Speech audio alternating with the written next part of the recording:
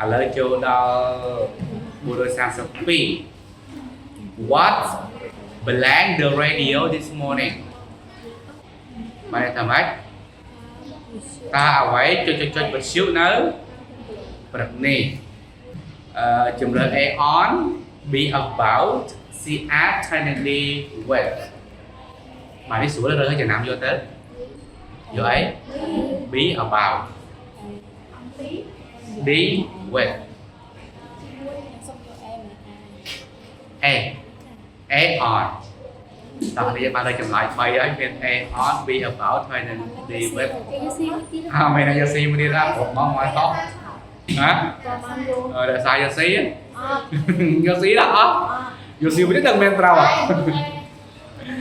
តើជាចម្លើយខាងលើគឺចម្លើយ A on ណា A on on ជាទៅជាបាយដល់បាយ on លើហើយលើដល់នេះចង់មានអីម៉េចអរេនេះអត់តទៅមិនលើប៉ះលើមិនប៉ះអានេះវាអត់មានន័យត្រង់ជាទីកន្លែងនោះទេអាពាក្យ on របស់យើងពេលដាក់ចូលគឺយើងត្រូវគិតប្រៀបផ្សំជាមួយនឹង ready on the radio បើយើងphảiថាពាក្យនៅលើវិទ្យុគឺនៅតាមកម្មវិធីវិទ្យុគេហៅអ្នក on ចឹងមកណា What's on the radio តើអ្វីនៅលើវិទ្យុគឺចង់បានថាតើមានកម្មវិធីអីនៅតាមវិទ្យុគេចំណាំផ្លេងមកចំណាំថាយើងមានផ្លេងថា on the radio ហើយបើតាមកម្មវិធីទៅ on the TV យ៉ាងម៉េចណា on the radio on the TV on គេសម្រាប់លើកម្មវិធីណានៅលើវិទ្យុឬក៏នៅលើទូយើងចាំចឹងមកទៅបាទអាចជំរឿនផ្សេងៗដែលខុសមិនខុសវាទេយើងបាត់ចំណាំដល់ជំរឿនទៅបានសម្រាប់លេខ132ហ្នឹង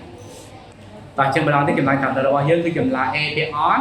ពេលដាក់ចូលទៅយើងបានប្រយោគថា What's on the radio this morning តែគេចង់បានថាម៉េចតើមានអ្វីគឺនៅកម្មវិធីផ្សេងៗណាតើមានកម្មវិធីអីទៅតាមទូទស្សន៍ព្រឹកនៅតាមវិទ្យុតើមានកម្មវិធីអីទៅតាមវិទ្យុក្នុងពេលព្រឹកហ្នឹង